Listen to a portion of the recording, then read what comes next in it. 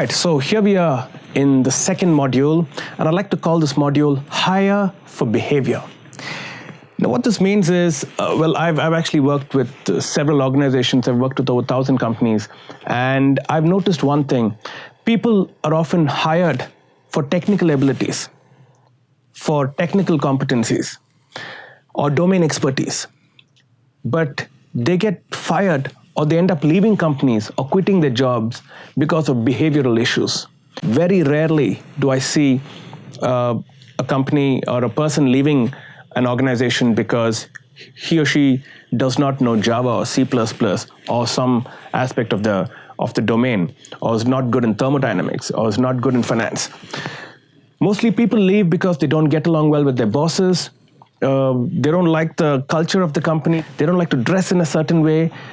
They also don't like other dimensions of the company, like, for example, they don't like working night shifts and so on. So people leave because of behavioral issues. Also, what this brings me to is the fact that goals are often not achieved because of behavioral incompatibility. So maybe the goals for your organization or for your team, if you're trying to build and lead a great team, the goals require a lot of hard work and consistent hard work, which doesn't slow down, which doesn't slack. Now, that's a behavioral quality. It's important that you hire people who have that quality. It's not good enough if you're a team in a banking firm, and you know that people have to be good in their domain of banking or finance, and you hire people who are really good at it, but if they're not willing to work hard and work hard consistently, the domain expertise is not going to help. So it's important that you hire for people's behavior. And also another dimension of hiring for behavior is that you, as a person who's leading this initiative, who's trying to build a great team, should also have the right behaviors.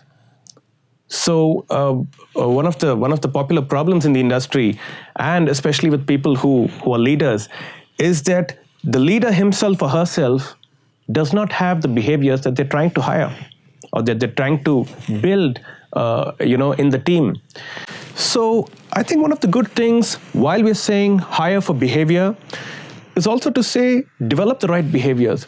Maybe the best leadership secret is for you to start having the behaviors that you're trying to build in others, or demonstrating the behaviors, the kind of people you're trying to hire. So if for example, if you're trying to get a team which is really good at solving tough problems, you've got to have some of that quality yourself. Of course, there are schools of thought which say, as a leader, you can just hire people who have the qualities that you don't have, and so they complement you. That's one school of thought, and that's a possibility. I've noticed, though, often that people who do that, they're unable to have the same command over the team that a leader who has the qualities that he's trying to create in his team has. So the important thing is, if you're trying to hire a team or build a team which makes great decisions, and if you say a great team is a team which makes great decisions, and a great team is a team which solves complex problems by simplifying them. Now, I told you to write down in the first module, what does greatness mean to you, and 5 dimensions of greatness. Suppose I say these are 2 of the dimensions. Then when I hire the team, I'm going to look for decision making and solving complex problems by simplifying them. I'm going to look for these qualities, which means me as a leader, I should have these behaviors.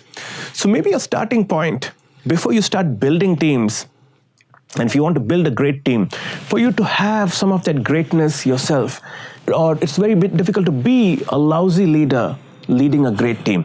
It's very difficult to be a mediocre leader leading a great team. It's important for you to be first a great leader if you want to lead great teams.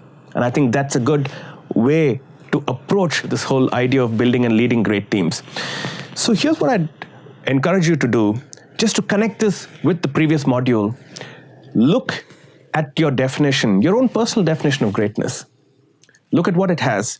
Look at the 5 dimensions of greatness that you've made a note of. And I'd like you to work, or actually before you even work on it, give yourself a rating on a scale of 1 to 10.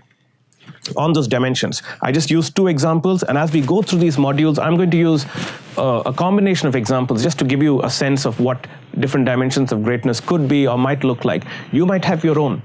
So if I've said decision making, I'm going to rate myself on decision making on a scale of 1 to 10, 1 being low and 10 being high. And if I say I'm a 5, then I come to solving complex problems by simplifying them. And I rate myself again on a scale of 1 to 10, 1 being low and 10 being high. And maybe I give myself a 6. So the idea for me as a leader who's starting on this journey of building great teams and leading great teams is for me to move myself to a 10. What is it that I need to do to make myself a 10 in decision making? Maybe I need to learn some things. Maybe I need to practice making decisions in the face of uncertainty. Maybe I need to practice making quick decisions and accurate decisions. Maybe I need to make decisions more often so that I get an exposure to making different sorts of decisions. It's easy to make the same decision every day. That becomes monotonous. If you're a coffee drinker, you don't really wake up and say, oh my God, what should I do this morning? Drink tea or drink coffee? It's just a no-brainer. You know you're going to wake up and drink coffee. It's a habit. So I want to make decisions often enough in unfamiliar areas so that I become good at it. Tomorrow when I walk into a new area, I can make it easily. I'm just giving you these examples for decision making. But the point is, you go back to those 5 dimensions of greatness that you've made a note of. Give yourself a rating on a scale of 1 to 10. Wherever you are not a 9 or a 10, at least a 9, it's important that you work on those areas to improve yourself, to first become the kind of leader and have those qualities that you're trying to develop and create in a team. So that's a good starting point.